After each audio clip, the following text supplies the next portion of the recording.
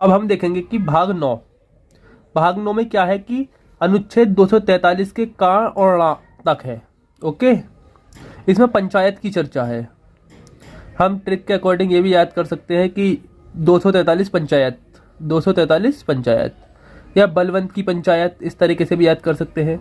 अब आप देखते हैं कि 1952 ईस्वी में जवाहरलाल नेहरू ने सामुदायिक विकास कार्यक्रम के प्रारंभ किया और 1953 ईस्वी में राष्ट्रीय विस्तार सेवा का प्रारंभ किया। इन दोनों ही कार्यक्रम की जांच करने के लिए 1957 ईस्वी में बलवंत राय मेहता समिति का गठन किया गया।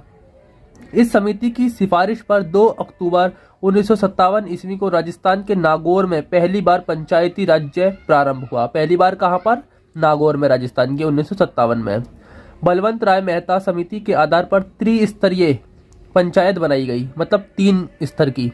गांव स्तर पर ग्राम पंचायत, ब्लॉक स्तर पर पंचायत समिति और जिला स्तर पर जिला परिषद। रिमार्क में देखते हैं, जिस राज्य की जनसंख्या 20 लाख से कम होगी वहां पंचायत समिति नहीं बनाई जाएगी। पश्चिम बंगाल में 4 स्तरीय पंचायत है।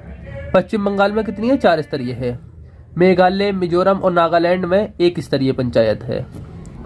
पंचायतों के वित्तीय स्थिति के सुधार के लिए राज्यपाल राज्य वित्त आयोग का गठन करते हैं। ओके, पंचायतों की वित्तीय स्थिति के सुधार के लिए राज्यपाल क्या करते हैं? राज्य वित्त आयोग का गठन करते हैं। 1977 ईस्वी में जनता पार्टी की सरकार ने अशोक मेहता समिति का गठन किया। इसने 2 स्तरीय पंचायत की बात कही। ऊपर कितने? बलराम मेहता समिति ने 3 स्तर की और अशोक मेहता ने 2 स्तर की। गांव स्तर पर मंडल पंचायत और जिला स्तर पर जिला परिषद। पंचायतों को संवैधानिक दर्जा देने के लिए 73वां संविधान संशोधन 1992 में किया गया। इस संशोधन के बाद पंचायतों को अपनाने वाला पहला राज्य कर्नाटक बना। दिल्ली में कोई भी पंचायत नहीं है। ओके, पंचायत के सदस्य बनने के लिए उम्मीदवार की आयु 21 वर्ष होनी चाहिए। कितनी? 21 वर्ष होनी चाहिए। 21 वर्ष होनी चाहिए। पंचायतों के सभी स्तरों पर महिलाओं के लिए 1/3 सीट जो है वो रिजर्व है, आरक्षित है, जबकि बिहार में 50% सीट आरक्षित है। पंचायतों का कार्यकाल उसकी पहली बैठक से 5 वर्ष का होता है। पंचायती समिति में गणपूर्ति जो होती है वो 1/2 होती है, यानी कि हाफ होती है।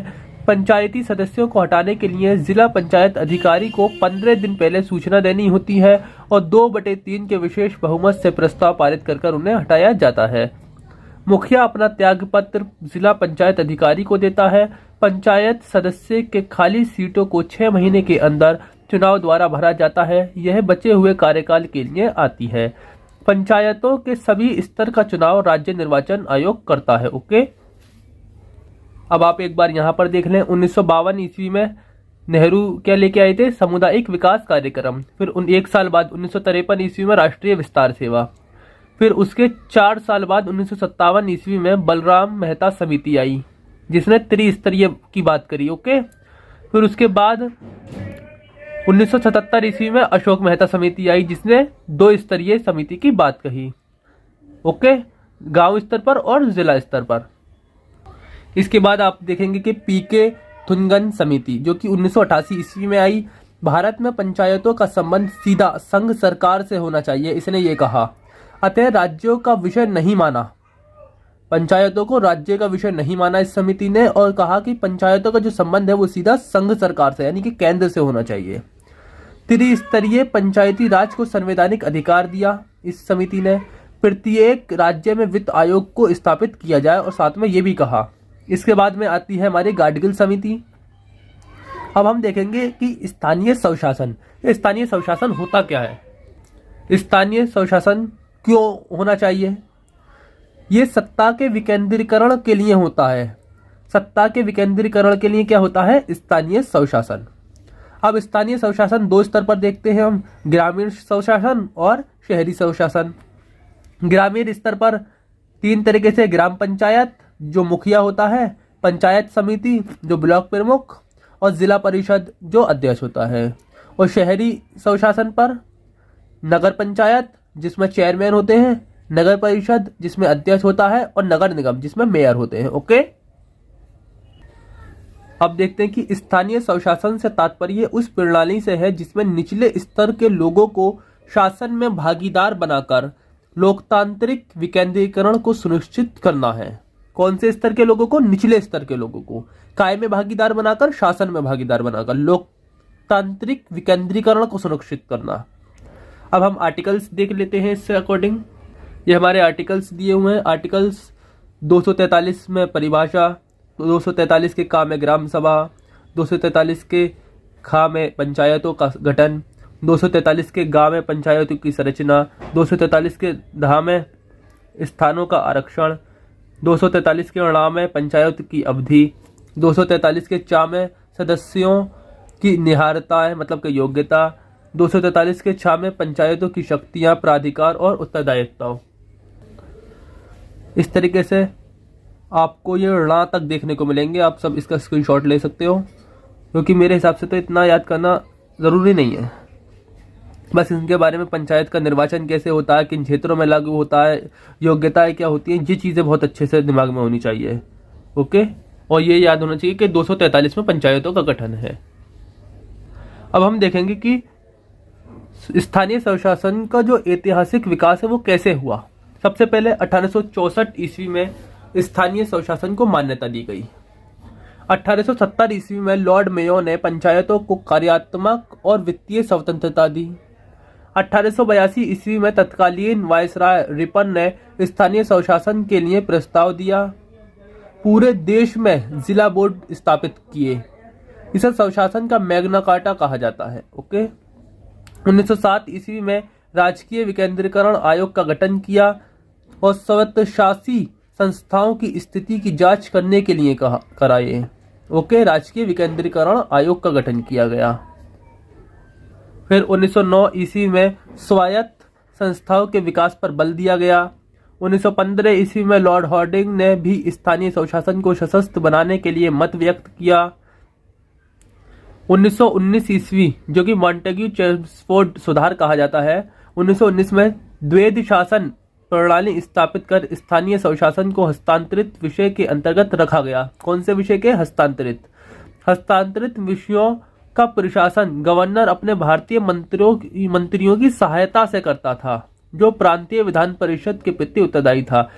कहने का मतलब है, यहाँ पर भी आप देख सकते हो कि भारतीय मंत्रियों की सहायता से, मतलब जो भारत के लोग चाहते हैं, एक लोकतांत्रिक तरीके से करता था। तो ये भी एक अपने आप में बहुत महत्वपूर्ण हो जाता है। 1920 में देखते हैं, संयुक्त प्रांत जो कि यूपी होता था अपना, आसाम, बंगाल, बिहार, मद्रास, पंजाब में पंचायतों की स्थापना की गई। कब? 1920 ईस्वी में। अब हम देखते हैं 1935 भारत शासन अधिनियम। इसके द्वारा स्थानीय स्वशासन को पूर्णतः राज्य का विषय बना दिया गया। अब 1952 में देखते हैं, 1952 में सामुदायिक विकास कार्यक्रम जो कि नेहरू जी के द्वारा स्थापित किया गया, पहला स्थापित कार्यक्रम था। ये कौन था? पहला स्थापित कार्यक्रम था और ये फोर्ड फाउंडेशन की मदद से था। फिर 1953 ईस्वी में राष्ट्रीय विस्तार सेवा। कौन सी सेवा? राष्ट्रीय विस्तार सेवा। 1957 ईस्वी में बलराम मेहता समिति। ये बलराम मेहता जो थे ना, पंचायती राज व्यवस्था के वास्तुकार कहलाते थे। इसके बलराम राय मेहता समिति के अंतर्गत लोकतांत्रिक विकेंद्रीकरण की बात कही गई और ग्रामोद्धार समिति का गठन किया गया। 3 स्तर पर गांव से लेकर जिले तक किया गया। ओके, फिर 1977 ईस्वी में अशोक मेहता समिति और जेबीके समिति। इसमें क्या करा कि 3 स्तर के स्थान पर 2 स्तर के ढांचे का समर्थन किया गया। फिर 1985 ईस्वी में गरीबी उन्मूलन एवं ग्रामीण विकास कार्यक्रम आया। फिर 1986 ईस्वी में LM सिद्धवी समिति आई, जिसने पंचायती राज के पुनरुत्थान को स्थापित किया। ओके, अब हम NCERT के अकॉर्डिंग एक बार पूरा डिटेल में पढ़ेंगे। स्थानीय स्वशासन का तात्पर्य शासन की उस प्रणाली से है जिसमें निचले स्तर के लोगों को शासन में भागीदार बनाकर लोकतांत्रिक विकेंद्रीकरण यानी डेमोक्रेसी को सुनिश्चित किया जाता है तथा लोगों को अपनी समस्याएं स्वयं हल करने के लिए सक्षम बनाया जाता है। स्थानीय स्वशासन संस्थाओं का जो अस्तित्व है वो मौर्यकाल से ही रहा है। मध्यकालीन भारत में मुगलों के अधीन भी ये संस्थाएं अस्तित्व में थीं। आधुनिक काल में ब्रिटिश शासन द्वारा भी स्थानीय स्वशासन के लिए कुछ प्रयास किए गए। 1864 ईस्वी में भारत सरकार के एक प्रस्ताव के द्वारा स्थानीय स्वशासन को मान्यता दी गई। इसके बाद 1870 ईस्वी में लॉर्ड मेयो ने पंचायतों को कार्यात्मक एवं वित्तीय स्वायत्तता प्रदान की। 1882 ईस्वी में तत्कालीन वायसराय लॉर्ड रिपन ने स्थानीय स्वशासन के लिए एक प्रस्ताव पारित किया, जिसके द्वारा पूरे देश ने उपखंड तथा तालुका बोर्ड या जिला बोर्ड स्थापित करने का सुझाव दिया। इस प्रस्ताव को स्थानीय स्वशासन का मैग्ना कार्टा कहा जाता है। ओके। 1907 ईस्वी में स्थानीय स्वत्शासी संस्थाओं की स्थिति की जांच करने के लिए CEH चार्ल्स हाउस की अध्यक्षता में राजकीय विकेंद्रीकरण आयोग, जो शाही आयोग था, इसका गठन किया गया। आयोग ने वर्ष 1909 ईस्वी में प्रस्तुत रिपोर्ट में स्वायत्त संस्थाओं के विकास पर बल दिया। 1915 ईस्वी में लॉर्ड हार्डिंग ने भी अपनी शासकीय रिपोर्ट में स्थानीय स्वशासन को सशक्त बनाने का मत दिया। भारत सरकार अधिनियम 1919 यानी कि जो मॉन्टेग्यू चेम्सफोर्ड सुधार था, इसके द्वारा भी स्थानीय स्वशासन के बारे में स्पष्ट प्रावधान किया गया। इस अधिनियम के द्वारा द्वैध शासन प्रणाली स्थापित कर स्थानीय स्वशासन को हस्तांतरित विषय के अंतर्गत रखा गया। हस्तांतरित विषयों का जो प्रशासक होता था वो गवर्नर अपने भारतीय मंत्रियों की सहायता से करता था, जो प्रांतीय विधान परिषद के प्रति उत्तरदायी होते थे। 1920 ईस्वी में संयुक्त प्रांत यानी कि यूपी, आसाम, बंगाल, बिहार, मद्रास और पंजाब में पंचायतियों की स्थापना के लिए एक कानून बना दिया गया। और भारत शासन अधिनियम 1935 के द्वारा स्थानीय स्वशासन को राज्य का विषय बना दिया गया पूरी तरह से। पंचायती राज 73वां संविधान संशोधन अधिनियम 1992। 73वें संविधान संशोधन 1992 के पारित होने से देश के संघीय लोकतांत्रिक ढांचे में एक नए युग का सूत्रपात किया गया और पंचायती राज संस्थाओं को संवैधानिक दर्जा प्राप्त हो गया। कब? 73वें संविधान संशोधन अधिनियम 1952 के द्वारा। इस संविधान संशोधन के द्वारा संविधान के भाग 9 को पुनः स्थापित कर 16 नए अनुच्छेद 243 से अनुच्छेद 243 के ऋणा तक और 11वीं अनुसूची को जोड़ा गया। इसके द्वारा पंचायतों के गठन, संरचना, निर्वाचन, सदस्यों की अर्हताएं, पंचायतों की शक्तियां, प्राधिकार और उत्तरदायित्व आदि के लिए प्रावधान किए गए। 11वीं अनुसूची में कुल 29 विषयों का उल्लेख है, जिन पर पंचायतों को विधि यानी कानून बनाने की शक्तियां प्रदान की गई हैं। हम अभी उस विषयों का जो उल्लेख है 29, इसकी सूची भी देख लेंगे। यह संशोधन अधिनियम 24 अप्रैल 1993 ईस्वी को परिवर्तित हुआ, इसलिए प्रत्येक वर्ष 24 अप्रैल को पंचायत दिवस मनाया जाता है। इस संशोधन अधिनियम का पालन करने का जो प्रथम राज्य जो है वो मध्य प्रदेश है। मध्य प्रदेश में सन 1994 ईस्वी को पंचायत चुनाव आयोजित किए गए थे। ओके। इस अधिनियम की मुख्य विशेषता यह है कि अन्य बातों के साथ साथ इसमें भी अनुसूचित जातियों, अनुसूचित जनजातियों और महिलाओं के लिए सीटें आरक्षण की और स्थानीय निकाय की वित्तीय स्थिति को मजबूत बनाने के उपायों सहित राज्य वित्त आयोग व राज्य निर्वाचन आयोग का प्रावधान किया गया। इस अधिनियम के द्वारा स्थापित पंचायती राज का जो प्रमुख लक्ष्य था वो ग्रामवासियों में शक्ति का विकेंद्रीकरण कर उन्हें विकास मूलक प्रशासन में भागीदार बनाने योग्य था, मतलब भागीदारी बनाना था। गांवों को सामाजिक और आर्थिक न्याय प्रदान करना था। इस प्रकार भारत में पंचायती राज शक्तियों के विकेंद्रीकरण प्रशासन में लोगों की भागीदारी और सामुदायिक विकास का प्रतिनिधित्व करता है। ओके। आप जो है 11वीं अनुसूची के जो विषय हैं उनका आप स्क्रीनशॉट ले सकते हो। 1 से लेकर 29 तक दिया हुआ है, जितने भी विषय हैं 29 सब लिखे हुए हैं। ओके। 83वें संविधान संशोधन 2000 के द्वारा ये प्रावधान किया गया कि अनुसूचित जातियों के लिए आरक्षण संबंधी प्रावधान अरुणाचल प्रदेश में लागू नहीं होगा। अरुणाचल प्रदेश में अनुसूचित जाति का अस्तित्व न होने के कारण ये प्रावधान किया गया। यहाँ पर जो अरुणाचल प्रदेश है यहाँ पर अनुसूचित जाति का अस्तित्व है ही नहीं, तो प्रावधान क्यों होना चाहिए फिर? अनुसूचित जातियों और जनजातियों के लिए आरक्षण अनुच्छेद 334 में निर्धारित अवधि तक प्रभावी रहेगा। संविधान के 95 में संविधान संशोधन 2010 द्वारा ये अवधि जो है 25 जनवरी 2020 तक कर दी गई निर्धारित। ओके। जबकि महिलाओं के लिए आरक्षण की कोई समय सीमा निर्धारित नहीं है। पंचायतों की शक्तियों को देख लेते हैं। राज्य विधानमंडल को यह शक्ति दी गई है कि वह पंचायतों को ऐसी शक्तियां और प्राधिकार प्रदान करे जो उन्हें स्वायत्त संस्था के रूप में कार्य करने में समर्थ बनाने के लिए आवश्यक हो। ये शक्तियां निम्नलिखित के कार्यों के संबंध में हो सकती हैं। अब कार्य देख लेते हैं कौन कौन से उसमें हो सकती हैं। ये पहला, आर्थिक विकास और सामाजिक न्याय के लिए योजना तैयार करना। आर्थिक विकास और सामाजिक न्याय की योजनाओं को कार्यान्वयन करना। और अनुसूची 11 में सूचीबद्ध विषयों के संबंध में, अनुसूची 11 में 29 विषयों ऐसे दिए गए हैं जिनके संबंध में पंचायतों को शक्ति का अनिवार्य रूप से हस्तांतरण किया गया है। ओके, आप ये और देखें कि पंचायतों के निर्वाचन के संबंध में सभी विषयों पर विधि यानी कानून बनाने का जो अधिकार है वो राज्य विधानमंडल को है। ओके, अब ये भी देखें कि कुछ राज्यों में भाग 9 लागू नहीं होता है। अब वो राज्य देख लेते हैं कौन कौन से हैं। जैसे अनुच्छेद 243 के अनुसार भाग 9 यानी कि पंचायत से संबंधित जो प्रावधान है राज्यों व क्षेत्रों पर लागू नहीं होते हैं। अब अनुच्छेद 243 का एम है क्या, इसमें देखते हैं। अनुच्छेद 244 के खंड 1 में निर्दिष्ट अनुसूचित क्षेत्र और खंड 2 में निर्दिष्ट जनजाति क्षेत्र, इसमें भाग 9 लागू नहीं होगा।